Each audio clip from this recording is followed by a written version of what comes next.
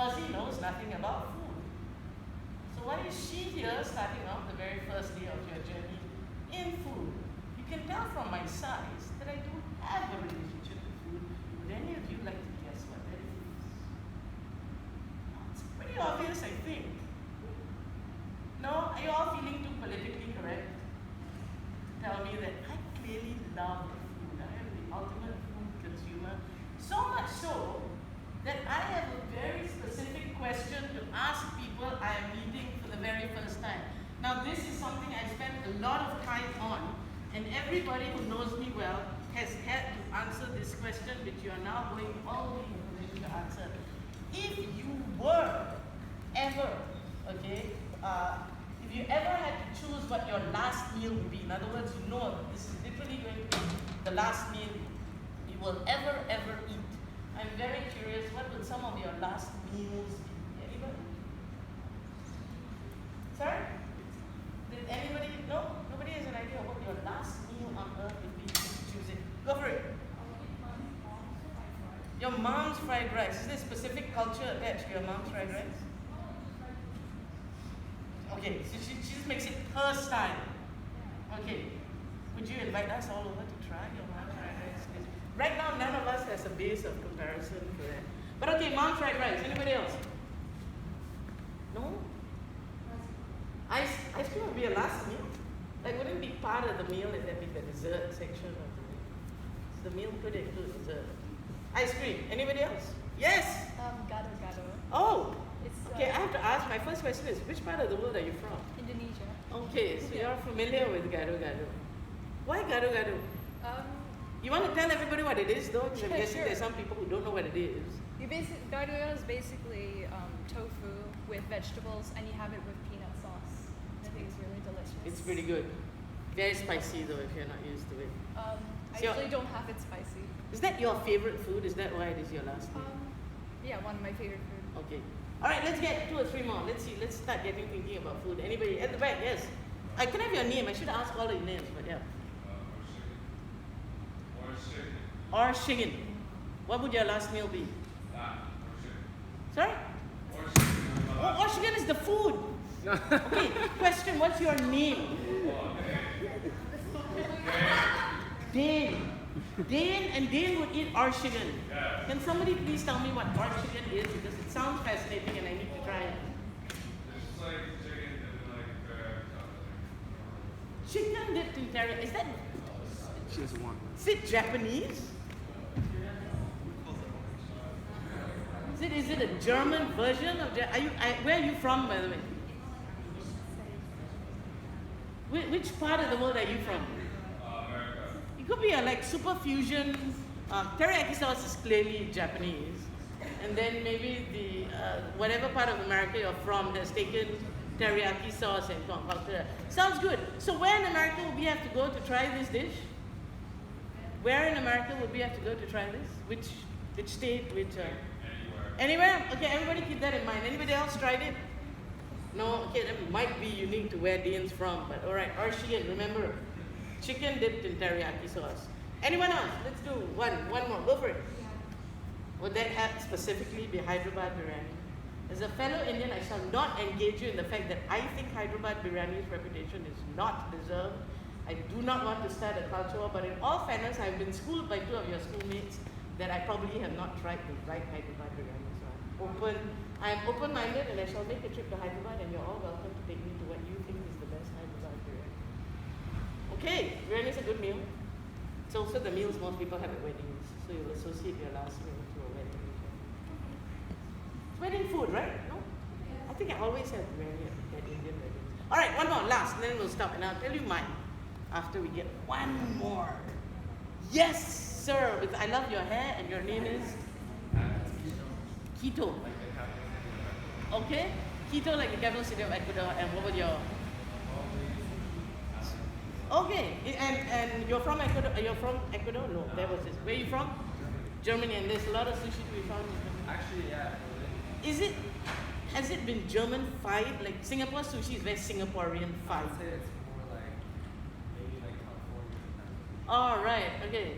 Because the first time I went to Japan, I was shocked by what my understanding of sushi Yeah, was the sushi is not different. what the Japanese eat at all. Yeah.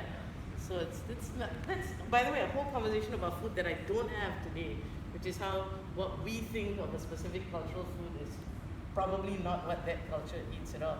Okay, my last meal will be, and I have, I'm from Singapore, but I have Indian ancestry and across India, so I have friends and family.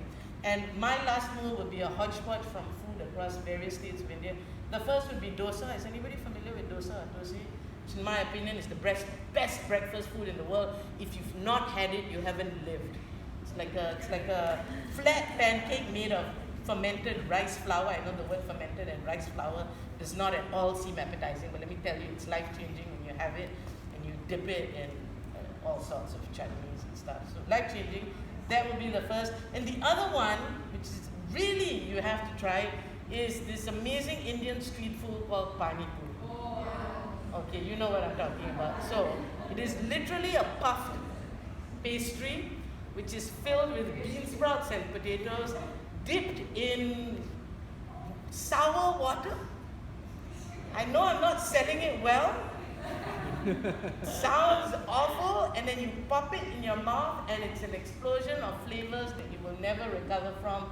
Has anybody had it? Would you not agree with me that it is the best food in the world? Absolutely, I'm telling you, it's life-changing. So, lots of food for your bucket list. The chicken teriyaki dish whose name I've already forgotten. I'm so sorry. The chicken teriyaki dish whose name I've forgotten. Gado gado, Hyderabad biryani. I think we had ice cream, which all of you have tried, so we don't have to worry about it. We were all, what's your name? Shen will invite us all over to her place for specifically her mother's fried rice. Because not any fried rice will do in our journey to explore everybody's last meal. And then you end it with dosa and pani puri, okay? So I hope you've all made note of that. If you want life-changing experiences, these are it. Okay, so we get back to that, right? I've got nothing to do with food.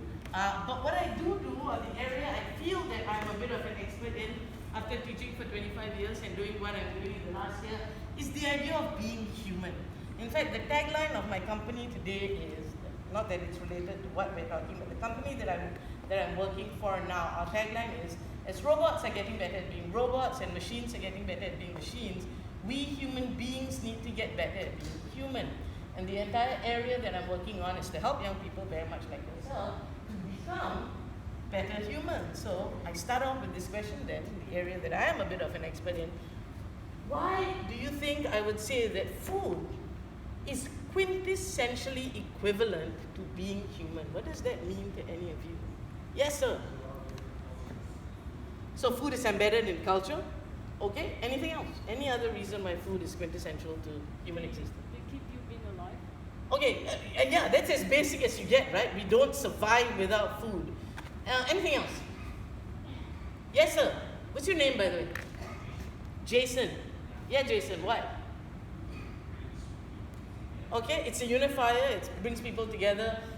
You guys hang out with your friends, right? From whatever part of the world is. Largely, by and large, what does hanging out with your friends entail? Oh, yes, absolutely. But what do you do by and large? What is one of the most significant ways you hang out with your friends? You go for a meal, right? You sit down and you have food, yeah.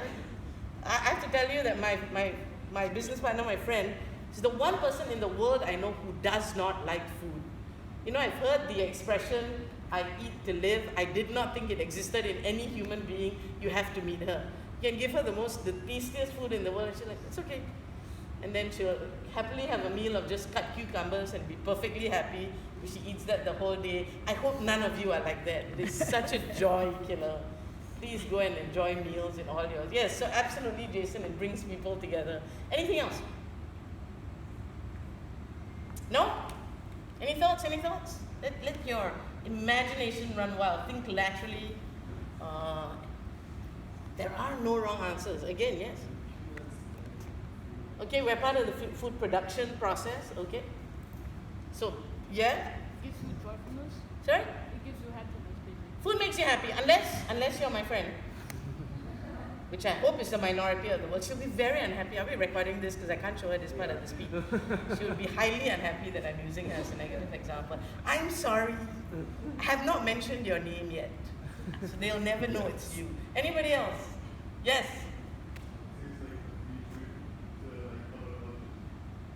It introduces us to other cultures? Okay, it's a good way to introduce to other cultures, right? The first way we learn about a foreign culture is the food that we eat, which we've all learned. Hyderabad biryani, gado-gado, chicken teriyaki served American style anyway. Okay, so yes, food is very much food. I'm going to try to walk backwards every time I walk back to the computer. If I trip and fall, I hope you all know the emergency hotline number. But fundamentally, yes, why is food about being human? Because, as was mentioned, we die without food.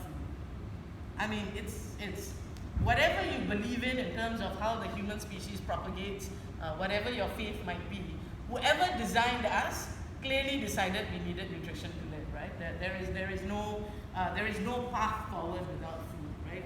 But beyond just eating to live, a lot of us live to eat. Food is so much more than just survival, as all of you have mentioned. And if I had to make a list, I don't think this is an exhaustive list by any means. Food keeps us healthy, it's our nutrition.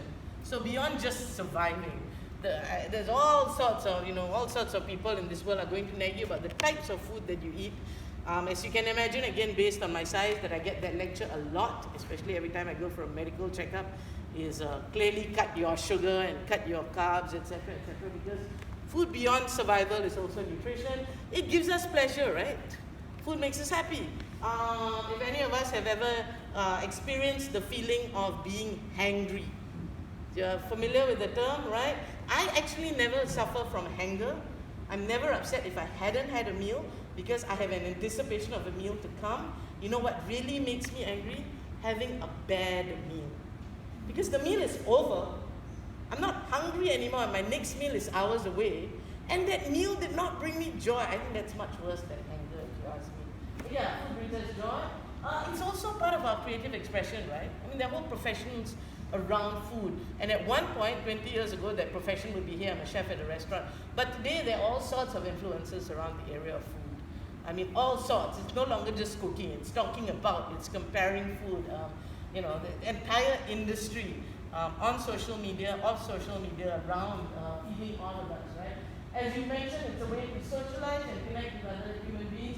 It is also a way to woo someone else, whether in the meals you cook them, if you're ever trying to get entangled in any form of a romantic situation, being able to cook a mean meal is a sure way to get into someone's heart. It's also a way to comfort other people. Every time I am ill, the only thing I want is my mom's home-cooked food. I don't crave it most of the time, but when I am ill, there is a specific dish of my mom that I want for comfort. And there's a reason it's called comfort food, and we all have different comfort food all around the world. It's part of our personal identity, what we like or don't like. Neil and me had breakfast together, and we were both sharing how our identities are very much defined by what we eat and don't eat as well. It's part of our cultural identity, which we've talked a lot before. All sorts of religious rites and ceremonies are around food. Are you all familiar with the Hungry Ghost Festival? It's a Chinese festival that's celebrated as part of ancestral worship, and they actually leave actual food out for the ghosts to eat. Food is such a significant part of that particular religious rite, and I'm sure there are plenty of others that you can think of. In the culture that I come from, which is pretty small and quite unique, all birthdays are celebrated with coconuts. Literally, the coconut, I think at some point historically, the coconut was broken on the human head. Now no longer, they just tap the human head and then they use a very big knife to chop it, which I'm very grateful for because my skull is still intact. But no birthday will be celebrated without the presence of a coconut. In my older years, when I do not have the availability of coconut, I do feel that something is missing from every birthday celebration that I now have. And celebrations as well. So food is very much a part of the human experience. It's so much more than just survival. And fundamentally, I don't think we can claim to have lived the entire human experience without having had a conversation about food. So yes, food very much is a fundamental part of the human relationship. So my next equation then is food plus humans equals a relationship. What is the food and human relationship?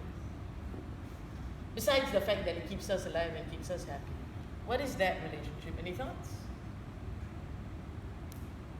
None? Let your imaginations run wild. Yes, sir, Jason.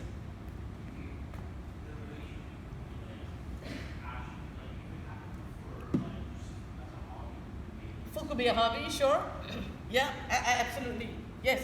Food brings you comfort. Food brings you comfort, okay? It's all quintessentially part of being human, right? Comfort and passion is significant part of what we want. I mean, if you've watched any science fiction movie, right, when they're trying to compare the human species to aliens, or the human species to robot, what fundamentally keeps us human is our ability to feel emotions, largely passion and love. And I think we can't deny that we feel great love and passion for food.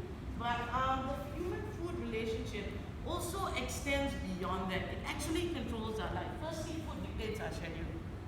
Think about your schedule today. I'm willing to bet, if you have a conversation with Neil and his organization team, that the first thing they put in their schedule is when the meals will be. And once the meals were in place, then we'll slot all the other activities. If you've ever planned a holiday with your family or friends, you will realize you do the same thing. Anybody travels like me, where immediately after breakfast, my next question is not what are we going to see, but what are we going to have for lunch? I see a nodding, you feel me, right? That's the best holiday. All the temples and churches and museums are just a way to burn off breakfast to get ready for lunch, right? Absolutely. So they dictate our schedule, right? If you ever get invited to a party that's between 11 to 2 p.m. and you turn up and your host tells you, but lunch wasn't included, I'm sorry you haven't eaten. What? Nothing in my invitation indicated that I'd serve you food. Not acceptable, right? If anybody invites you somewhere from 11 to 2, they better be serving you lunch. By the way, I say that from personal experience. I've actually received an invitation like that and have subsequently been very careful every time I take an invitation from that said particular individual who did not feel they needed to feed me between 11 and 2. So food dictates our schedule. It also dictates our choices. Who flew here, either to Singapore or to Johor? Who flew here? Via plane. And I say via plane because I did not mean flapping your wings to get here. You flew here. What is one of the things you have to decide on the plane itself? It's the first thing I do when I sit on a plane. Meal choices, right? I mean, now, in the world of internet, I do that before I get on the plane. Like SQ421 menu. This is what's available to me for my flight today. Which one am I going to pick? I've even taken two, and me and my friends do this, is we take a screenshot of that menu. These are people who are not even flying with me. And I'll send them and I'll ask them, what do you think I should eat from this menu on the plane? I mean, so it does. Anybody attended a wedding where you were sent a menu beforehand? And do you want the chicken or the fish? Yeah? Gone to a buffet, can't eat everything there, you have to make a choice. Take a little bit of everything or decide to go full on for the food that you enjoy. Why experiment when you already know what you like? So again, beyond just pleasure and pain, beyond just survival, food actually takes up a lot of our brain. We don't even realize this, but tomorrow, whatever God exists, decides that that was a flaw in my plan. I'm going to make sure that human beings no longer need to eat nor will feel the craving for food. We'll actually free up a whole amount of brain space because we spend so much of our time and energy deciding food. By the way, I don't know how many of you cook and actually are the meal providers for an entire family. My mom does. It takes 4 to 5 hours off her day just to get food ready for a family of 4. I mean, it is such a significant part of her daily life as well, right? So if anybody cooks for you, never take it for granted. The food on the plate was part of a much, much longer journey. And I guess, again, as part of the food and human relationship, I'm just summarizing what we've all said. Food dictates our mood. Yep, the rhyming was purely accidental. Food dictates our health, and food also dictates our appearance. So far, we're all good? Nothing I've said is particularly life-changing or mind-blowing. So we've talked about it, right? I don't think right now would anybody like to argue with me, and I would like to believe myself to be fairly open-minded. Would anybody like to argue that food does not equal an essential and quintessential part of being human? Anybody feels, nah, food's just, it's there, but I don't really care. It's got nothing to do with who I am or what I am. No, okay. So it's a huge part of what we are, right? But it's more than what we are as individuals, right? I want to talk about what we think about when we talk about food. So this is a very simple question. How do we access food? When you need to eat, how do you access food? No, never thought about it. You buy it, sure. You could order it in, or you could go to a restaurant and eat it. Both cases involving a purchase. Yep. You can pick them, sure. You can just literally go where food is grown, and if it's a food that doesn't require any form of fire to make it edible, that's the entire cooking process, you can eat it. Yep. Yes, sir. You had your hand up for a bit. Did someone there not have their hand up? No? Okay, I thought I saw a hand up. How else do we access food? Yeah. Few people today still hunt. You know that's probably right, but I wonder if they have to hunt for food. Maybe, I cannot claim to know every culture in the world. Maybe there's some cultures in the world that still only eat the food they hunt. That's pretty commendable. Not a desirable lifestyle by any means, but highly commendable. You've put a thought into my head that I didn't have before, and that is very rare. If I had prizes to give out, I would most definitely be giving you a prize for putting out an idea that literally is leaving me a little bit speechless. But that's a good one. How else? How do you access food? Forget the hunters and gatherers of the world who probably ceased to exist thousands of years ago. You buy it, you go to a restaurant, what else? Do none of you cook it? There's not a single one of you here ever cooked a meal for yourselves?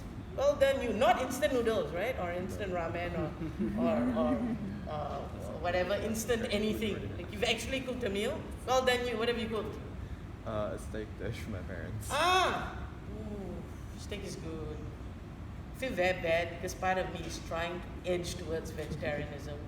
But then every time someone mentions steak, all I'm thinking of, that's going to be my lunch today. It's not helping my vegetarian journey at all. What do you cook? Not mom's fried rice. That's No. reserved for mom. I cook fried noodles. Oh, wow! Yeah. Prawn, like, okay. My grandma We must exchange recipes at one point. I mean, I use the word exchange. I have no idea what I can give you in return. So I should rephrase that. You must give me that recipe for free with the expectation of nothing in return soon. Anyone else? Yep. Okay, I'm assuming that this will now follow up with an invitation next time Hyderabad. The next time I'm in Hyderabad, you say 100%, you have to keep your word. You don't want to be proven a liar like Neil. That comes with lawsuits. No, I'm kidding. Neil is not a liar. Neil is most definitely not a liar. Please don't sue me, Neil, for any form of prosecution. Okay, I'm taking you up on it. Okay, I know where you live. Hyderabad's a huge city. I won't find you. Okay, that's it. No, you should not. No, I'm so nice. I feel like I'm a teddy bear. There's no need to ever be concerned with anything that involves me. And I don't even eat that much. So you probably won't even have to give me that food. The size is deceptive. I actually have the tiniest of appetite. Okay, so we cook, we buy food and have it delivered in, or we actually I'm walking backwards is good, so you guys can see my little octopus. Name is Crackerjack. So we access food, we cook it, we order it, we go out to have it. The food that you get, even if you cook it yourself, the food that you get has gone through so much human effort. So far, everything we've talked about, with the exception of my friend over here who likes gado gado, whose name is Stella. We shall get back to your point very soon. Is everything we've talked about is the consumption of food. Have you ever thought about the journey that food goes through before it gets to your consumption for pleasure, pretty much? Anybody like to tell me the journey that food makes? Where does it start? This is a no-brainer. This is like geography 101. If any of you are not rehearsing, that's the wrong word. If any of you are studying for geography, this journey should be no big deal. It starts with, yes. It starts from the farm, and then does it end there from the farm? You know, I hear a lot of these farm to table. You know, that's like a whole lot of hogwash, right? I mean, unless you're like super privileged who can go to some exclusive restaurant that has a farm in their garden. It's not even a farm, a garden in their backyard, and then they'll tell you farm to table. Most of us do not experience farm to table dining. So from farm to table, what's the rest of the journey? Yep. Food factory. Food factories for processing, yeah, and the sad truth is a lot of our food today is processed. A lot of it. Farm to table food is actually probably the most expensive food you'll find, unless you live in India, which is the one country that I know, and I'm not claiming to know other countries in the world, that has actively retained the farm to table culture, which is quite admirable. But for most of us in Singapore, forget it, we don't even have farms. Most of our food have come frozen from various other parts of the world and have gone through all sorts of processing, so they haven't rotted by the time they get to us. I'm not sure what your experiences are in the various countries you come from, but okay, they go through processing. What else? I'm sure most of you are familiar with the war that is happening in Ukraine at the moment. I promise I'm not going to make this political, but you are familiar with it, right? It had a huge impact on the world. Literally, prices anywhere in the world went up. Does anybody know why? Why would one war in one part of the world have impacted people all over the world?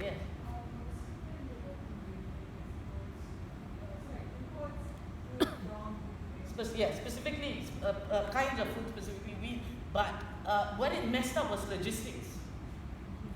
And suddenly, people in all parts of the world realized that getting even something you buy from Amazon, America, for example, to get shipped to, I don't know, Germany, hypothetically, suddenly was taking a much longer route. The pandemic did that too, because logistics was messed up. So beyond the farming or the growing or the creation of food, to then the processing of food, is the transportation of food, or food getting to where it does. Which is something we don't think about at all until our logistics system get messed up. And suddenly you realize something you could have all the time is no longer as available to you. And then from there it's storage. Because most of us don't eat the food immediately, we eat the food after some time. From storage, there's preparation, someone has to cook it, of course there's processing, which we added a little bit earlier on, before consumption. Would anybody want to guess, for one person to consume food, how many people do you think were involved in that journey of consumption? Rough number. Go all the way back to farming. For you, one person eating that one meal, how many people do you think were involved in that process so you could have that one simple meal, even if it was just a plate of sushi? Yeah. A rough estimate, give or take, below 1,000. I'm going to take your word for it because I have no idea. Oh, no, don't do that, don't do that. That's something for all of y'all to find out. But the point is, don't just stop at thanking the person who cooked the food for you. There is an entire society, ecosystem, subculture of people who made sure you get that food. And you learn all about cycles, right? Life cycles, water cycles, etc. Let's not forget the food cycle. Should any one of these processes be removed, the food that's getting to you is not going to be the same as the food you get today, right? So absolutely not take it for granted, which gets me to my next point. Food very much is part of human privilege. That we are having 2 or 3 meals a day, depending on what diet systems you're in or what your internal body clock is a ridiculous privilege, and one that actually, if you think about it, belongs to the minority of the world. I mean, I'm not even talking about a 10 or 5% who don't have access to food. The majority of the world struggles to feed themselves and their family. That we get to eat whatever we want, almost, unless of course it's detrimental to our health or our parents are going to freak out should we eat it, or it messes with some of our religious beliefs or personal ideology. Fundamentally, we get to choose anything we want to eat. Have you ever thought about how something as simple as that, the breakfast you had today, and I'm not going to ask you to confess, but I'm guessing there's at least 1 or 2 of you in the room who looked at that plate of food and said, this is what they're serving me for breakfast, this is not what I want to eat. Even that was a ridiculous privilege, because food was put in front of you whether you liked it or not. And the majority of the world does not have that privilege. And there's so many things that prevents that privilege. Scarcity is the most obvious, is the one we think about, but natural disasters can happen anywhere. And all it takes is one thing to go wrong in the entire food cycle disrupts. And of course there is war, and I bring us back again to wars in various parts of the world. During World War II, in most parts of the world, suddenly there was rationing of food. in countries that never had to worry about food rationing before. These were not third world countries by any means.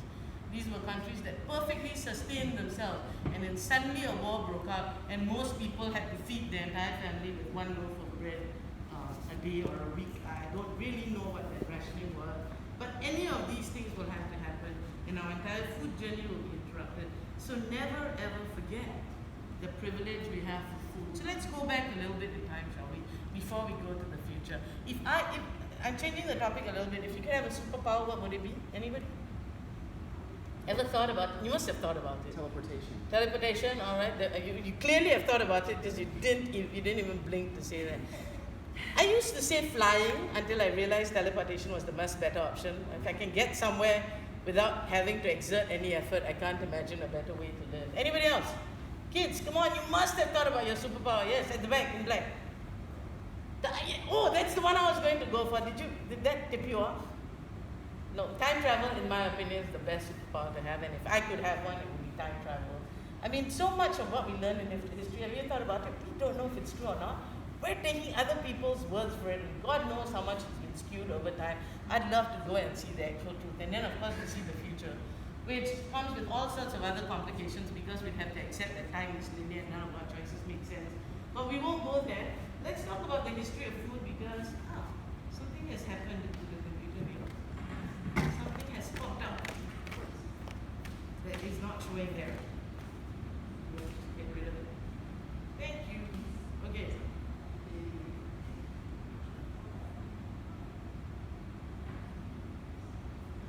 Okay, so there is a brilliant book by one of the world's greatest academics and thought leaders, an American academic who is originally from Israel. His name is Yuval Harari. Have you all heard of him?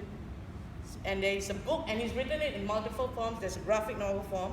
There is a proper book form, which I didn't read because who's going to bother to read a book this thick? And there is also a children's version, which I've also read, which I think is great. And it's called, and you know what? I've suddenly forgotten what it's called. Homo Sapiens. And if you haven't read it, you should. It's really great. And Homo Sapiens, he talks about how fundamentally the entire human civilization as we know today is dictated by our journey to find food. So Stella, you mentioned foragers and hunters. That's how we all started. We started looking for our own food. Finally, people are fundamentally lazy. It is nothing to be ashamed of. When I was very young and I was working first few years of my life, recognizing that I was a lazy person and thinking I had managed to trick all my bosses into not seeing this aspect of my nature because I thought, I did my job pretty well. I was given a really cool project to work on, which literally involved changing systems. And I was really excited by this project. I think I did a fairly good job. And 3 or 4 years later, I asked this boss of mine, 3 years ago when you gave me this project to do, I was new to the company. There were plenty of other people who'd been there longer. Why did you pick me? And I was waiting for all sorts of lovely accolades about how I was the smartest, I was the most ingenious, all of that, right? I was all ready for the compliments. And she said, oh, that's easy. That's because you were the laziest. So for a while, I was a little bit stunned. It was not what I was expecting, but she went on to explain. She said, lazy people always figure out the smartest and fastest way to do things. So if any of your parents or teachers, you can close your ears for a while, tell you don't be lazy. Being lazy is such an important part of being human because it makes us smart. Because the faster we can get a job done well, which is what lazy people figure out how to do, then the better we all are off for it. So anyway, human beings were lazy. And they got tired of hunting and foraging because it took a whole lot of effort. So they decided if we took all the animals and we brought them to us and we put them in cages, which started the domestication of animals, which I am not making this argument. I'm making that very clear that I am not making this argument. But a lot of people, including Yuval Harari, have made the argument was the beginning of the decline of the human civilization. That first moment where we took that cow and domesticated it was the beginning of the decline of the human civilization. So don't blame my generation for the mess up of the last few years. This happened thousands and thousands of years ago when the first man decided to domesticate the first cow. But from the domestication of animals, the entire human culture changed. And it changed again once we figured out agriculture. Not only can I keep my own animals, I can grow my own food. And then after agriculture, they realized, oh, you can, a supermarket in the sense that you can freeze food. You don't have to sell food immediately the moment you harvest it, right? So that changed human culture, the way we live entirely. And now, thanks to the pandemic, we have food delivery. I don't even have to go out to eat anymore. The food literally comes to my doorstep, any food I want. At least in Singapore, it was post-pandemic. I think in some cultures it did start pre-pandemic. I'm not sure about you guys, but for me, that whole concept of having food delivered to my house was a very pandemic experience. Anybody with a different experience? No? Is it fair to say that most of us, yes, it was happening, but for it to have kind of become such a big part of life today, I think it's fair to say that it's a culture that the pandemic created. So it changes. If you just think about it, guys. I know you're still young, but think back to your life 5 years ago, before food delivery was such a significant part of our lives. It has changed. The way we live has changed. The way we receive food literally changes the course of human history. All right. So my next equation, by the way, I love math if you haven't figured it out. I really, really love math. I don't understand people who don't like math. I think math is the magic of the universe. If you don't like math, you're not thinking of it correctly. It's just the most beautiful thing in the world. But this is not a math lecture, so I'm going to stop now. And my next equation is food equals human impact. Would anybody like to talk about that? Any thoughts?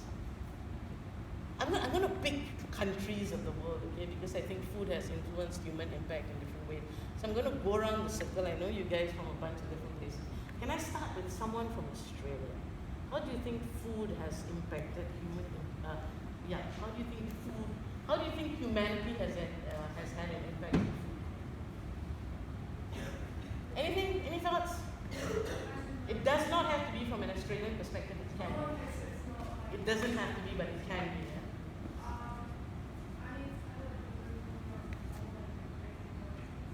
Sorry, the trading bonds, okay. So how do you think that's impacted the course of human nature? Okay. So it makes us more cohesive as a species. Okay. Anybody else?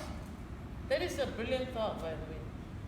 I like that idea. It's so positive. I say this now because all my examples that are going to follow are all negative, and I'm feeling a little bit ashamed of myself because you filled the room with so much positivity. I'm going to bring everybody down again. Anyone else? How has food impacted the course of human existence? Nobody's ever thought about it? Have you ever thought about the impact you've had on the world, never mind all of humanity, just in the food that you eat? None? Yes. Who should I go with first? We'll start with Stella and then we'll get Stella first, then Dane, okay? So Stella first. Oh, not Dane. Dane's at the back. Your name again is? Quito, right. Capital of Ecuador. I'll remember that now. Yes, Stella. I think several countries need to manage Food waste. Oh, that's huge. Yes. That's a huge problem in Singapore. Yesterday I was educated and I was very disappointed in my own country, which I always thought was pretty cool, given, not many people have heard about it, but if you have, Singapore's pretty cool. Is that I was told by someone who works in it that the recycling bins that we have, and there's one bin for food, apparently in Singapore it's all a lie. You can throw your stuff in any recycling bin that you want, it all goes to the same place. They don't sort our rubbish. I was very disappointed. I made an effort to put my food products into the specific recycling bin for food, only to be learned that I've been wasting my time. So that's a habit I'm going to change clearly. Why am I wasting 10 minutes of every day when it ends up in the same place? Yes, Quito. You forgot? I'm sorry. Yeah, either way, as long as it's connected to impact. Okay.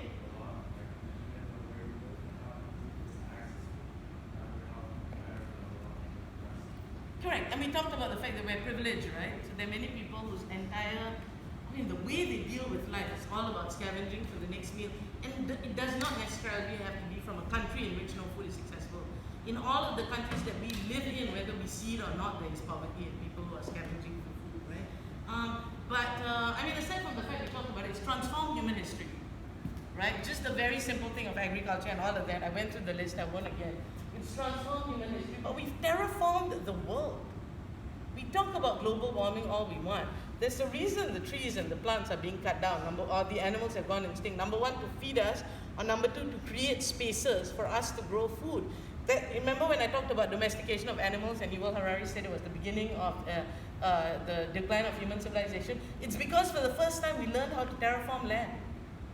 We learned how to take land from what it was in its natural state and convert it into something that made sense for us. We changed it. I don't know if you guys are board game players, but fundamentally one of the main components of a lot of the best board games in the world is the ability to terraform your space from one to the next, to make something inhabitable, habitable, right? Animals have gone extinct because of it. Flora and fauna have been altered so that they feed us better. Have you seen giant cucumbers or peppers or giant anything? There's nothing natural about that. That is the impact that humanity has had on the world just to feed us all better and cheaper and in all sorts of different ways. Yeah. So we've not only terraformed the world, we've changed other living species just to meet our desire to eat food, right? Okay, so I now come to the slide that might not make as much sense as all of the others. So before I tell you what I think it means, then I ask you this question. Food equals human skills. What does that mean? Yes, Jason? We compete to make the best food. MasterChef. By the way, I think MasterChef Australia, and I watch them all, is the best MasterChef of all. And I have stopped watching it because that head judge died and I have not recovered from that at all. It has affected my well-being in very huge ways. Yes? According to me, food is not just very human-centered, but also very economical. Okay. I believe that food is also revenue. Okay. Incentive to produce. Correct. Incentive to earn money. Absolutely. So And from the farmers to the restaurateurs, right? So in every process of the journey, yeah. So how does that link to human skills then? And you can link that back to what Jason said, and I'll come back to you in a little bit, right? Because we haven't finished the idea of competition. a way to sell, like selling food helps to earn money. So how do you use human skills to sell food is my question. What skill that we as human beings have helps us sell food? Maybe it's like producing it or maybe marketing it. Okay, and producing it and marketing are great answers. Yes, Jason, I'm back to you. I actually think that food is not that hard. I think the human skills that you come from making food is like skills of making food that people in your life, the people you play, love in your life want. So making that kind of food, also giving like small upwards, like I don't know, you like burger food, for example. Okay. I think learning from those things and like making successful small things, So food making food, just the cooking food, the very last process is so much trial and error, right? Is what you're saying. That's great. Let's get you first. I never got your name. Ellie. So, Eldon. Ellie. E-L-L-I. Ellie. Okay, go for it, Ellie. I'd say that human skills could also be interpreted as how good we are at using every part of a recipe and not leaving stuff out of it. So if we Every have a bunch part of of a ingredients, recipe, we use okay. every single ingredient we have and not waste any bit of the ingredients that we have. And also, can I play with that a little bit and say, like a specific recipe, say in Southeast Asia, requires leek, and leek is really expensive because it's not naturally grown. So I substitute that with spring onions. I probably get a different taste. But is that what you mean when you say you utilizing the recipe and thinking through it? Okay, sure. And then we had other hands up. Sorry. Is there anyone else who wanted to talk about what human skills are and how they pertain to? Yes. To what Jason said.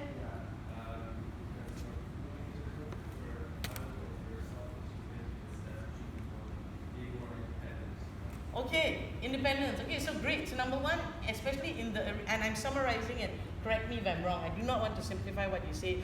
I believe that decline of human civilization and when we started feeling the need to simplify. I'm a big fan of complicate. I think simplification is what, so I disagree a little bit with Yuval Harari. I'm a big fan of the fact that I don't have to hunt and forage. I'm very glad that the human civilization has changed so that I can get food delivered to my doorstep, but complicate, don't simplify. So if I'm simplifying you wrongly, all of you, please correct me. But number one, in the process, to earn money, which is very much a part of the food journey, We have to do things. I think you talked about marketing and producing, which I think, especially in marketing, involves things like creativity. Is that fair to say? It involves things like, I think the producing of food, if we're talking about the actual growing of it, requires an understanding of nature. So an understanding of that whole constant learning, right? Understanding how different seasons produce different food, etc., etc. Jason talked about how what happens if you burn food or you're cooking food for someone with different taste than what you have. So I'll say that's the skill of adaptability. That instead of being stubborn about a specific way you want to do something, but that constant practice and trial and error, I would say we have that complementary skill of persistence. Just because the first time you made a dish failed, don't stop, keep going, try again. The 10th time or the 20th or the 100th time you make it is the point where you could have perfected the recipe. Is that fair to say what you were going for? Well, the idea is that I don't want food to like be an idea of competition. Right. When I said competition, Oh, MasterChef Australia, that's not what you meant. the more that's what I think the skill that you have to like, Right. I hear you, yeah. Although I do think the competitive aspect of food, at least in the way that I've interpreted, also requires a whole lot of creativity and critical thinking and adaptability and all of that. The moment I decided to go on a diet is when I stopped watching all sorts of MasterChef because everything they made was everything I wanted to eat. Then we talked about, I'm trying to remember what you said, Ellie. Remind me in summary of what you said. For ingredients, if you use cheap ingredients or substitutes for things Right, that so are that's a more whole bunch of expensive. adaptability as well. If you think of adaptability as a fundamental human skill, and also creativity, how can I substitute it? There's a bit of critical thinking there as well, right? What will I use when I lose when I use a spring onion instead of a leek? But what could I gain? And I think that's where when we talk about sushi in Germany being very different from sushi in Japan is when we have to use the ingredients that are available to us, and then that kind of transforms the flavor of the food. Right, a little bit. And then Keto, remind me what you were extending what Jason said when you talked about.